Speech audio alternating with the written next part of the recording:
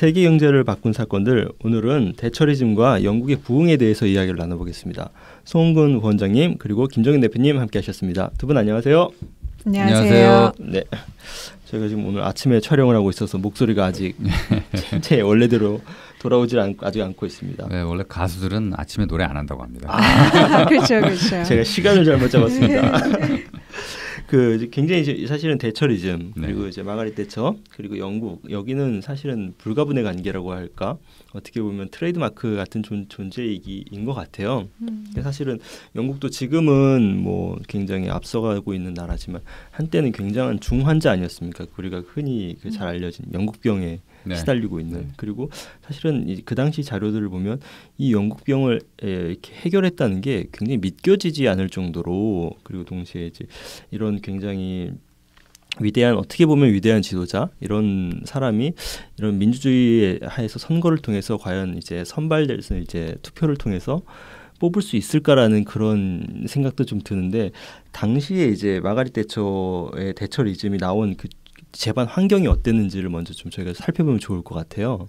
잘 아시다시피 영국병이라는 건 굉장히 심각했죠. 그래서 사실 영국의 복지병도 있었지만은 어떻게 보면은 2차 대전 이후에 영국 경제를 살린다고 해가지고 재정 정책이라는 게 상당히 굉장히 방만한 재정 적자가 있었고요. 거기에 따라서 통화량도 늘어나고 인플레이션도 나타나고 그다음에 그 케인즈 이론이라는 게 그렇습니다. 이게 유효 수요를 만들어내야 된다. 유효 수요가 안 만들어내면은 공공부문에서 만들어내야 되잖아요. 그래서 공기업, 복지 이런 식으로 해가지고 재정 정책을 계속 쓰는 겁니다. 어디서 많이 들어보는 거죠. 그래서 이 굉장히 방만한 재정 적자, 인플레이션, 그 다음에 아주 비효율적인 공공부문 이런 것들로 인해서 특히 이제 우리도 이제 노조 문제가 심각합니다만은 영국 같은 경우는 특히 공기업의 노조가 아주 심각한 기득권 집단이었죠. 그래서 이거를 해결하지 않고서는 영국이라는 나라가 서유럽에서 사실 2차 대전 때까지는 세계에서 가장 강한 나라였는데, 그리고 잘 나가는 나라였는데 성장률이 계속 떨어져 가면서 굉장히 좀 유럽에서 2등 국가로 지금 전락하고 있는 그런 상황이 이제 대처가 집권하기 이전까지의 상황이었다, 이렇게 말씀드릴 수 있습니다. 그 당시 자료 보면 굉장히 재밌는 게, 사실은 방금 이제 노조 문제를 얘기해 주셨지만 1978년 말에서 1979년 초에는 보면 이제 연대 파업이 계속 좀 있었네요. 네네. 자동차, 뭐 운수, 병원, 청소 노조, 사실은 모든 부분에서 이렇게 연대 파업을 하면, 그래서 이제 불만의 겨울로도 좀 표현을 78년 했는데, 겨울이죠. 예. 진짜 이렇게 되면 사실은 국민적인 또 지지를 또 그 당시에는 아마 노조가 받았을 거고, 그리고 지금도 우리도 그렇지만 이제 노조의 파업은 굉장히 강력한 영향력을 미치는데, 아마 대처는 그 당시에는 이제 굉장히 강력한 대응을 했지만 사전 준비라고 할까, 이런 부분들이 굉장히 이제 마련되어 있고, 그리고 가장 중요한 국민들의 지지가 없었다면 사실은 이런 파업에 대해서 그렇게 오래 버티지 못하지 않았을까라는 생각도 좀 들거든요. 네. 그러니까 우리가 대처 그러면은 그 자유주의 이렇게 해서 이제 대처 레이건 하면 자유주의 생각을 하고 시장에 맡기는 정책 이렇게 생각을 해요. 그러니까 이미지가 그렇죠. 시장 자율에 맡긴 것 같은데 실제로 이 공기업 노조를 상대한다던가 그럴 때 보면은 굉장히 스마트하게 단순히 이제 시장주의라고만 볼 수 없는 그러한 정책들을 씁니다. 제가 그거를 다룬 책이 미시정치라는 책이 있는데 저도 그걸 번역하는데 참여를 했었는데요. 저도 그 책을 읽기 전까지는 그냥 대처는 똑같이 생각했어요. 이렇게 강력하게 시장 자율에 맡기는 정책을 강력하게 실행한 지도자다. 근데 단순히 그렇게 볼 수는 없다, 이렇게 말씀드릴 수 있는 게, 당시 이제 가장 큰 부분이 뭐였냐면은 석탄공사, 우리나라로 얘기하면 석탄공사죠. 공기업인데 거기에 노조를 상대를 하는 거였는데, 우리도 지금 보면은 노조 그러면은 대기업 내지는 그런 공공부문의 노조는 기득권 노조, 그래서 노조 자체를 공격을 한다거나 비판을 하는데, 대처의 정책을 보면은 단순히 노조를 비판하는 정책이 아니라 노조 지도부하고 일반 노조원들하고 분리해서 대응을 합니다.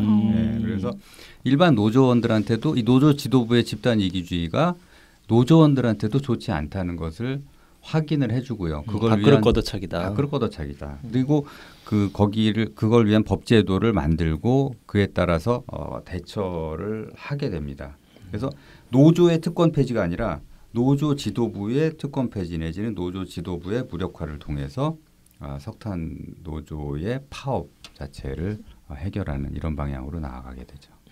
아마 지금하고 달라서 그 당시에는 석탄이 또 주요 원료이고 굉장히 중요했죠. 그렇기 때문에 중요성이 사실 지금으로 치면은 굉장히 크고 또 일반 국민들이 아마 석탄 노조의 파업으로 인해서 엄청난 불편을 겪었을 텐데 예. 그럼에도 불구하고 아마 이런 것을 잘 대처해 나갔다는 것이 좀 대단한 좀 준비 과정이 있었다. 일단 18개월치의 석탄을 확보한 상태에서 시작을 했습니다. 노조에 대한 대응을.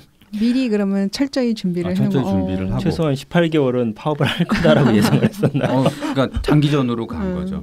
이 정도는 확보를 하고 그다음에 국민 생활에 불편을 주지 않으면서 노조 지도부를 분명히 문제가 있는 노조 지도부를 교체하기 위해서 노력을 했고 그러면서 이러면서 이제 공기업 민영화라는 거는 그 과정에서 공공부문 민영화라는 거를 진행을 하고 이거는 그냥 단순히 공공부문 민영화를 앞에 꺼내서 정책으로 들고 나왔다기보다는 국민적 공감대를 얻어가면서 공공부문의 문제점을 분명히 상기시켜 가면서 그런 정책을 폈다 이렇게 말씀드릴 수가 있습니다. 아마 이제 지금도 그렇지만 그렇게 하려면 이제 노동조합 관련한 이제 법들도 아마 개정을 했을 것이고 네네.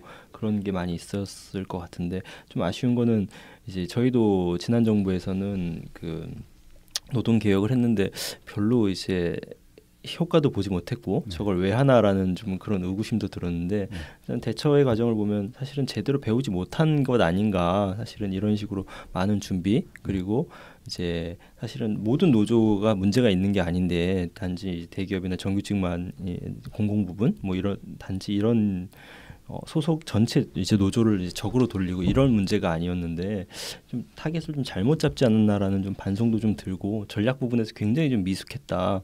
그리고 리더십도 좀 부족하지 않나라는 많이 그런 생각이죠. 예, 그러니까 정치력에서 보면은 너무 차이가 나는 거죠.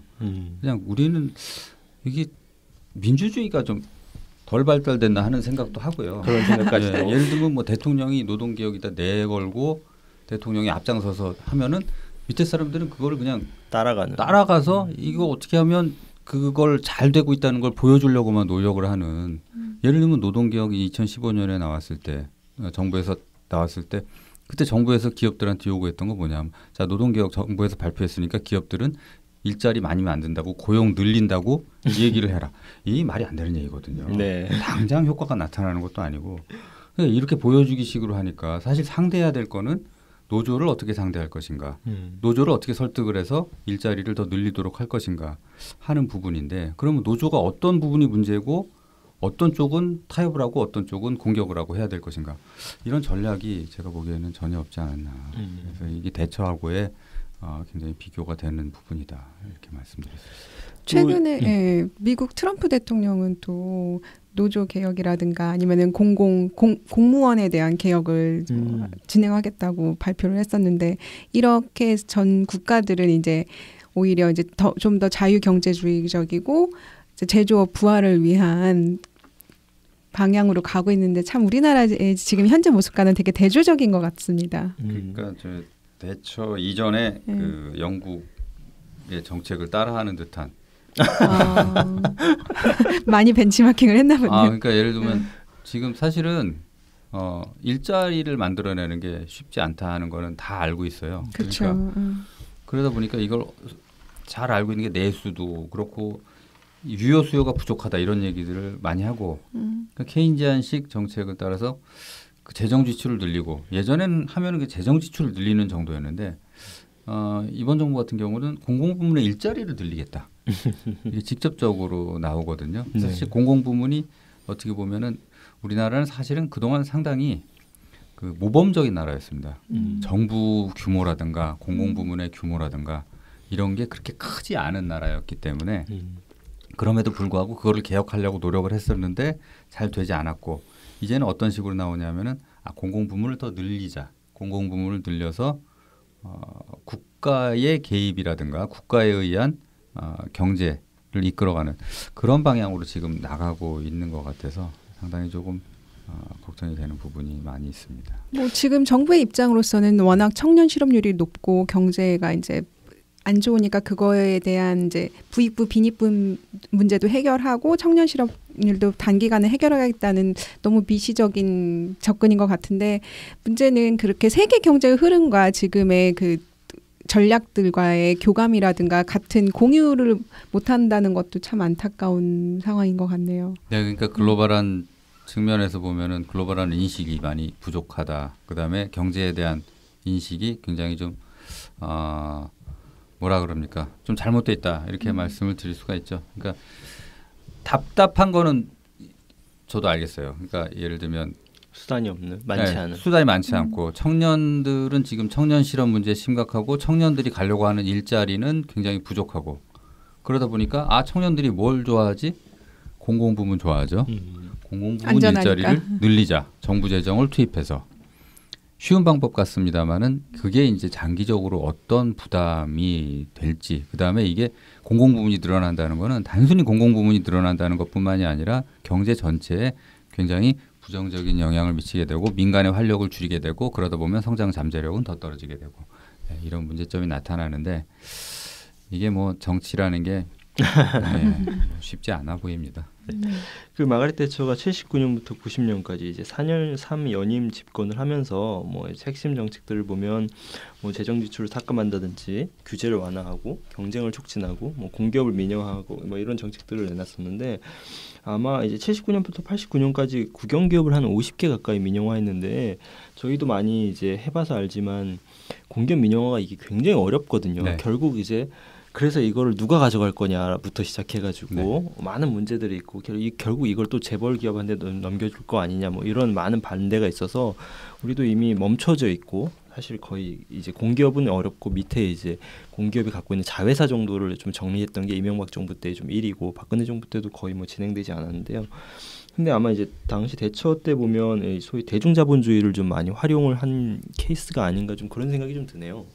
예, 그러니까 이제 그 사실은 공기업을 민영화할 때 문제점 중에 하나가 이 공기업이라는 굉장히 비효율적이기 때문에 사람 인원이 많습니다. 그럼 민영을 하게 되면 구조조정을 반드시 해야 되는데 구조조정하게 되면 이제 이게 대량 실업 내지는 대량 해고의 문제가 나타나니까 그런 부분에 대해서 굉장히 그 여러 가지로 예를 들면은 그 종업원들로 하여금 그 주식을 취득하게 한다던가 아니면 오히려 뭐 싼 값에 취득하게 한다던가 이 시장 어떻게 보면 시장 경제하고는 좀 어긋나는 부분도 많이 있었어요. 그럼에도 불구하고 그래서 그 사람들이 어떤 불만이라는 게 이제 직장을 잃어버리게 되면은 이게 문제가 생기는 거 아닙니까? 생계라든가 소득이라든가. 그런데 주식을 취득하게 함으로 인해 가지고 그 회사의 주인이 되도록 하고 그러면서도 자연스럽게 이제 구조조정을 하는 방향 이런 식으로 좀 여러 가지 그 정책을 폈다 이렇게 말씀드렸습니다. 우리나라도 약간 비슷한 전례가 있긴 하죠. 이제 포스코였나요? 이제 국민주 방식으로 이제 국민들한테 이제 한번